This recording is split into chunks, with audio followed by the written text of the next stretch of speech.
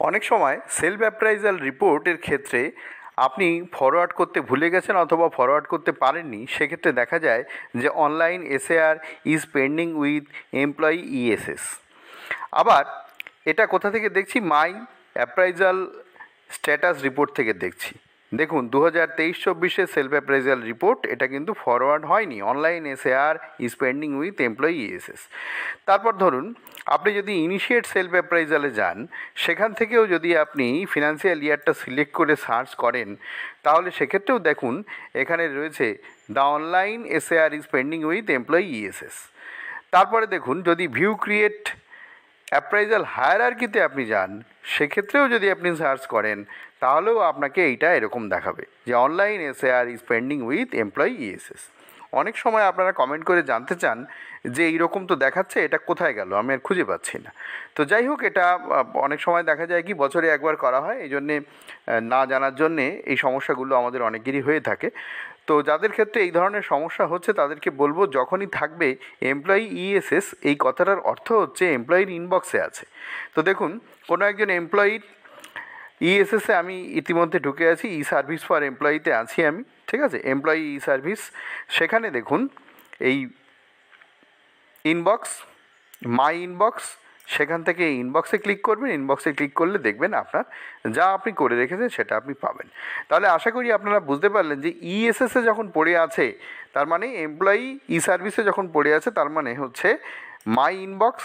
সেখানে ক্লিক করার পরে যে ইনবক্স পাবেন, সেই ইনবক্সে আপনি পাবেন। এইবারে যে কোনো একটা জায়গায় ক্লিক করলেই, আচ্ছা আরেকটা কথা একটু বলে দেবো আপনাদের, দেখুন এই যে নেম অফ সেন্ডার রোল, এটা হচ্ছে ইএসএস, দেখেছেন ইএসএস কথাটা এখানে রয়েছে। যাই হোক, তো এখানে ক্লিক করার পরে আপনি আপনার যে এসএআর, সেই সম্পূর্ণ এসএআরটাকে এখানে দেখতে পারবেন, যেটুকু আপনি করে সেভ ড্রাফট করে রেখেছেন, পার্ট 1-এর এ, পার্ট 1-এর বি।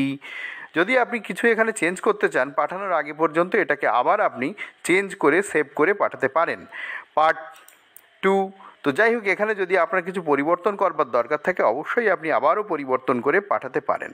পাঠানোর জন্য আপনাকে যেটা করতে হবে সেটা হচ্ছে জাস্ট এখানে সেভ অ্যান্ড ফরওয়ার্ড। যদি আপনি যদি রিজেক্ট করতে চান, রিজেক্টও এখানে করে দিতে পারেন। তো এই রকমভাবে কিন্তু যদি আপনাদের কাছে কোনো মেসেজ থাকে যে ইএসএসে রয়েছে, তার মানে হচ্ছে আপনার মাই ইনবক্সের মধ্যে রয়েছে। আশা করি আপনারা বুঝতে পেরেছেন। আরেকটা কথা আমি এখানে অ্যাডিশান করব। দেখুন এইখানে মাই অ্যাপ্রাইজাল, এই যে জায়গাটার মধ্যে যা যা অপশান আছে, এখানে আপনার নিজের যে এসএআর, সেই এসএআরগুলো আপনি করতে পারবেন। সেলফ অ্যাপ্রাইজাল রিপোর্ট যা যা নিজের, সেগুলো করতে পারবেন। আর একটা দেখুন আছে ইনবক্স ফর এসএআর রিসিভড, অর্থাৎ যিনি গ্রুপে অফিসার, এমন গ্রুপে অফিসার যিনি কারোর রিভিউইং অফিসার বা কারোর রিপোর্টিং অফিসার বা অ্যাকসেপ্টিং অথরিটি, তাদের ক্ষেত্রে কিন্তু ইনবক্স ফর সার্ভ রিসিভড এইখানে ক্লিক করলে তিনি আরেকটা ইনবক্স পাবেন। এই ইনবক্সে যখন তিনি ক্লিক করবেন, তখন এখানে যদি তার কাছে কোনো পেন্ডিং থাকে, সেগুলো কিন্তু এখানে দেখা যাবে। তো যাই হোক, এইটুকুই ছিল আপনাদের সঙ্গে শেয়ার করার, যে ইএসএস মানে হচ্ছে এমপ্লয়ির যে ইনবক্স, মাই ইনবক্স, সেখান থেকে যে ইনবক্স থাকবে, সেই ইনবক্সের মধ্যে কিন্তু পাওয়া যাবে। এবং এটার উপরে ক্লিক করে আপনারা এর উপরে আবার যদি কিছু মডিফাই করার দরকার থাকে, সেগুলো মডিফাই করে সেভ অ্যান্ড ফরওয়ার্ড করে দিলে কিন্তু এটা রিপোর্টিং অফিসারের কাছে চলে যাবে।